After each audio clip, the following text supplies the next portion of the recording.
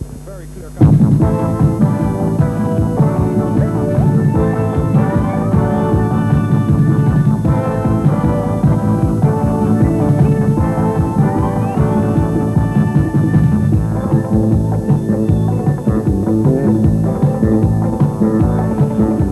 Good afternoon and welcome to Race Call. Today is BIM RC 5000 day here at the Garrison Savannah. We've got a 7-race card on our hands and very exciting racing. Already a tremendous crowd on hand to witness this day's racing. And all in all, it looks like we can really settle down and sit back and enjoy ourselves. In that BIM RC 5000 race, we are seeing champion Sanford Prince returning to racing after a long layoff. And he'll be in action in this 9-furlong race. Also, credit note, he looks extremely well. We've got 2 newcomers in there as well. Littleton, Wings of a Dove, and all in all, tremendous race on our hands. Of course, this is a pointer towards the 1992 Cockspur Gold Cup, and of course, everybody will be looking forward to selecting their particular interest in this one. So, let's sit back, settle down, and watch the day's program. The opening race of the 5th day, the Palm Beach Handicap, is over 1,800 meters for the Ian Lure. 7 declared, 7 entered, 4 declared to face the starter. This is Pavlova. Anderson Ward is the jockey, 114 pounds. Next is Hot Issue. Venice Richards, top weight of 130 pounds and the outstanding favorite. New Hero and Jono Jones, 111 pounds. This is horse number 6, Swiss Bank, Ricky Jadu, 96. All loaded. Started yet to raise his flag to show he's ready. And they're away. It's a lovely break. Pavlova's sharp away on the inside. New Era is slowly away. Pavlova's opened up a 2-length lead. From on the outside is Swiss Bank. Hot Issue with Vance, which is sitting right back against him, is in 3rd. New Era is right behind this one in 4th. We've got a mile to run. And the lead is disputed now between Pavlova and Swiss Bank. On the inside is Hot Issue. And on the outside is New Era. Jones has this one in close contention as it races through the straight for the first time in front of the stands. The leader on the outside is now Swiss Bank, just putting a head across in front of Pavlova. These two dictate the pace. On the outside is Hot Issue. I'm sorry, that's New Era on the outside going early up, and Hot Issue's along the rails. We've got 5/8 of a mile to run just about, and Pavlova's going on now by a length and a half. Swiss Bank is being ridden along in 2nd. On the outside, New Era goes easily, so does Hot Issue along the rails, and he's just absolutely cantering. They've got just over half a mile to run as they race into the far turn now. The leader is Pavlova by about 2. On the outside, Swiss Bank is still 2nd as Hot Issue runs charging up on the inside to challenge this one. New Era begins his long run from the outside to get into a hunt. They've got just about 3 furlongs to go now. Pavlova is still the leader. And on the outside, here comes Hot Issue. New Era begins a late run as Swiss Bank falls away beaten. They've got just over a quarter mile now to travel. And the leader is still Pavlova. He's holding on strongly. On the outside, Hot Issue comes to lower down challenge, and the race is going to be between these two as New Era finds no more. Swiss Bank is beaten as they come charging into the stretch now. The leader is Hot Issue. He's gone clear. Pavlova running on to be 2nd. But inside the final furlong, it is Hot Issue galloping on. The race will be for 2nd between Pavlova, New Era, and Swiss Bank. But at front of the grandstand, down the stretch, the leader is Hot Issue in front by 5 from Pavlova. Swiss Bank will be 3rd, and New Era last and 4th. Very clear-cut victory by Hot Issue, taking along 130 pounds, winning in impressive fashion in a time of 1:55 and 1/5. The 2nd race is in Navy Gardens Handicap for over 1570 meters for the C2 and lower. One of the interesting points in this race is the first-time start for horse number 7, Bicky, a chestnut filly out of Horridge and Mother White. This one was imported and sold here at the Turf Club at auction. Interesting newcomer. We see how she performs first time out. Horse number 8, Never Doubt, having only her 2nd start, an impressive run first time out, no doubt will perform well again today. Also taking along a lot of money is horse number 3, or Ed Eagle. He has the class to take this field quite easily. So they're all in the starters, 7.8 furlongs for the C2 and lower, and they're off and running. Regal Lad, perhaps the slowest away. Back Rays wide on the outside, has to be settled and brought across from the outside berth. But we have Never Doubt and Never Home. These two and Back Rays on the outside. Following these 3 in 2nd spot along the rail is Our Ed the Eagle. Then there's Beaky just putting her head and going on now, and Regal Lad is about market. They go by us here with about 5.5 furlongs to run, and it is Never Doubt and Back Race. Now Never Doubt just clear by a neck only by Back Race in second spot, then 3 lengths back to Never Home, racing in third, 2.5 back to Beaky in fourth, then comes Our Ed the Eagle, and Regal Lad bringing up the rear. They go down the back stretching towards the 4 furlong marker, and it is still Never Doubt on the inside. This one is followed closely by Back Race on the outside, 3 lengths back to Never Home on the inside. Beaky, that one is racing in fourth, half length or so off Never Home. Then comes Our Ed the Eagle and Regal Lad bringing up the rear. They're at the far turn now with 3 furlongs to go. And it is Never Doubt. She goes on strongly now by 2.5 from Back Race in second spot. That one is faltering. Never Home along the rail is running into contention. Beaky on the outside is sent on the chase by Venice Richards. Our Ed the Eagle is getting into the act as well. Then there's Never Home on the inside. Back Race and a long way back to Regal Lad. They race by the mile marker now. On the inside it is Never Doubt. Wide on the outside is Beaky. That one seems to be going best of the lot. Between horses Our Ed the Eagle. Then comes Never Home in fourth. Back Race is the one at this stage to bring up the rear. Down the home stretch they come back under the 7 furlong marker. Beaky is the one in front being driven hard by Richards. Our Ed the Eagle is in hot pursuit, driven out by Pat Husbands. Then comes Never Doubt and Never Home, but Beaky is going to land this one. First time start, first win. Beaky gets on by a length and a half from Our Ed the Eagle. Then comes Never Doubt in third, Never Home fourth, Back Race, and a long way back to the very unfit Regal Lad. And the horse number 7, Beaky, is being brought back by Mr. David Seal and Jeffrey Cave. And once again, Venice Richards tipping his skull cap and obliging on horse number 7, Beaky. Race 3 is the Highgate handicap of 1100 meters for the F and lower. Horse number 10, Yellowfin. John O'Jones, top weight of 133 pounds, but he's claiming 5, so that's 128. And the second one that is catching the puncher's fancy is horse number 9, Man's Wrist.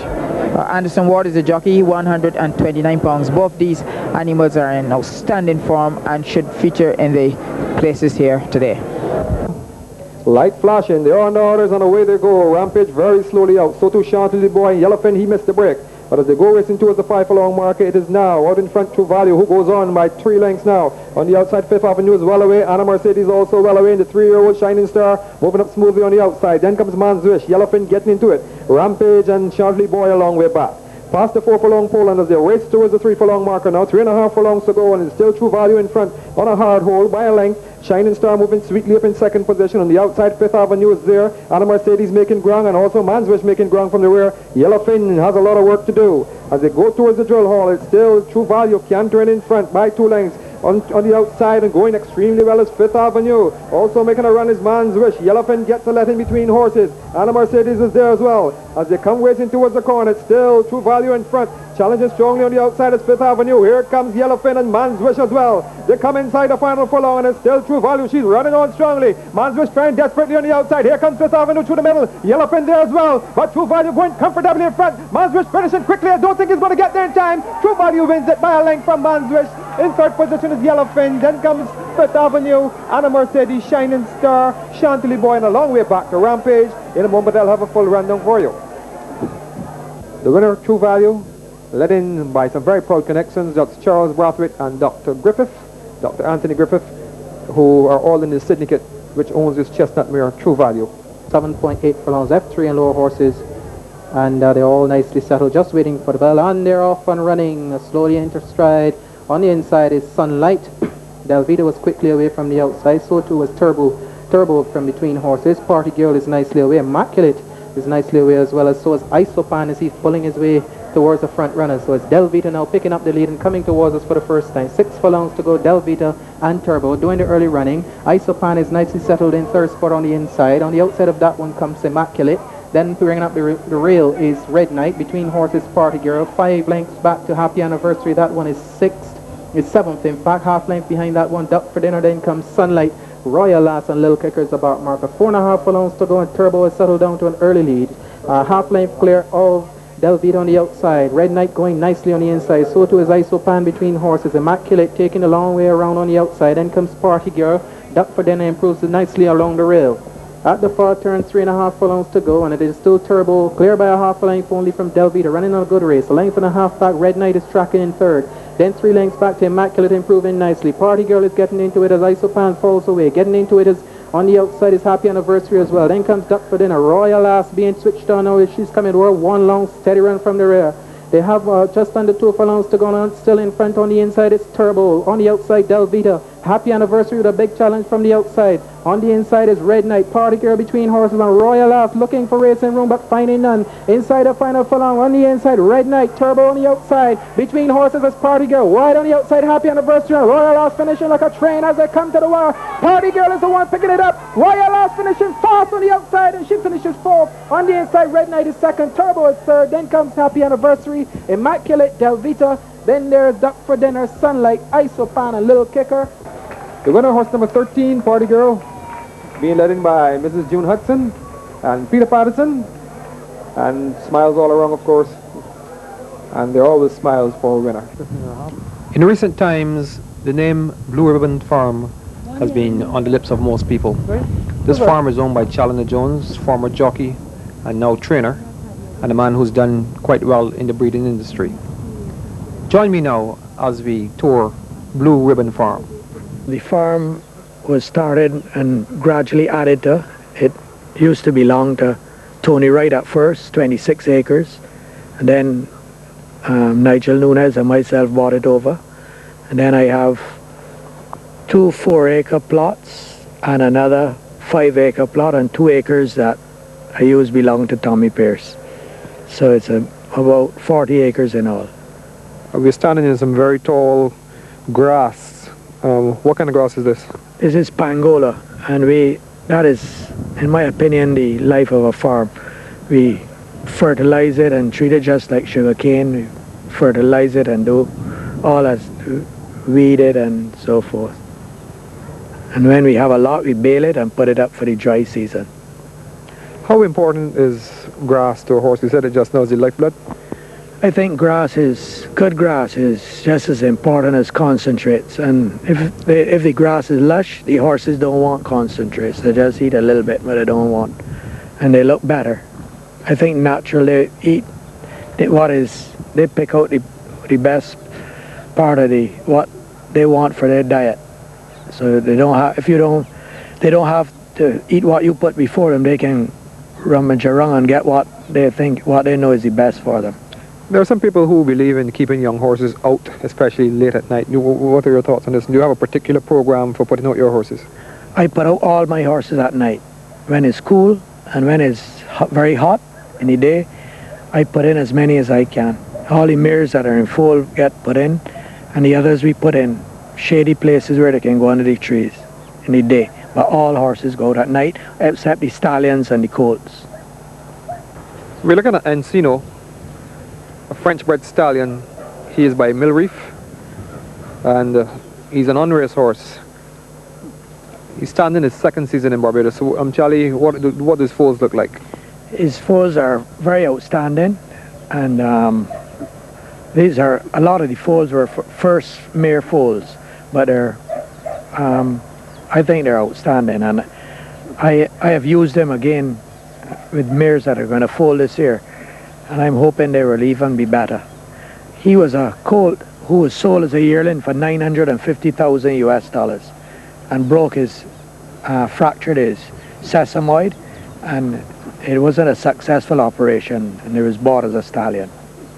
One thing, Charlie's a damn good looking horse. Yes, I find so too, Mike. I agree with you there. This is Nosferatu. Came out for the 1991 Cockspur Gold Cup and ran a good race in that one. Came back and he won going 9 furlongs in excellent fashion, but broke down in that race and was not seen in action again. He is probably the best bred horse in the Caribbean.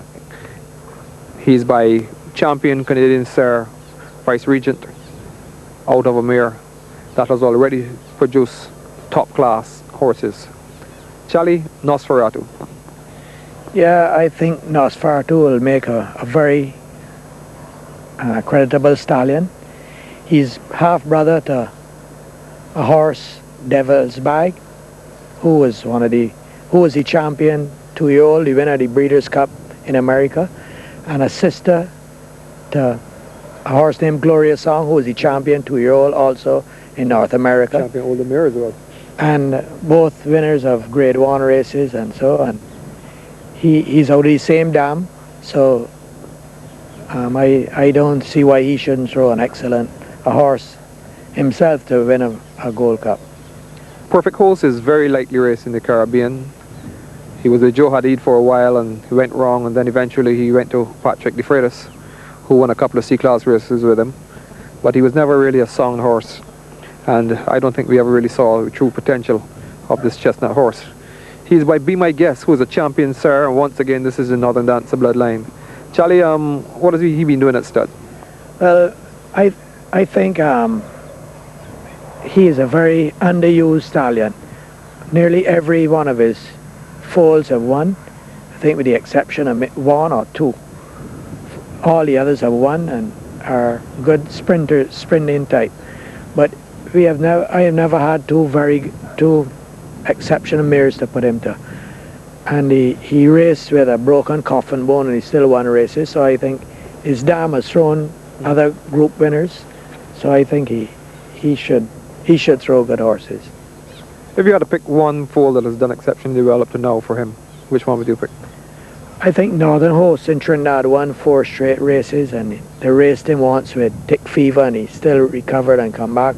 He just was second in the big race, and he was a horse with a lot of problems, and he's gone on to run up in C-class. Charlie, you've got a very nice bunch of yearlings. How many do you have in this crop? There are 9 in all. I think there are 7 Encinos, 1 Stangrave Park, and 1 Banco Divin, and I have 1 La Banquier. 6 Encinos. Which one is this that we'll be looking at here? This is one belonging to Tommy Pierce. This is by Encino out of Happy Chimes. She's a nice filly, but a late foal. Tell you one thing, you're a very nice looking crop you've got here. This is a colt by Encino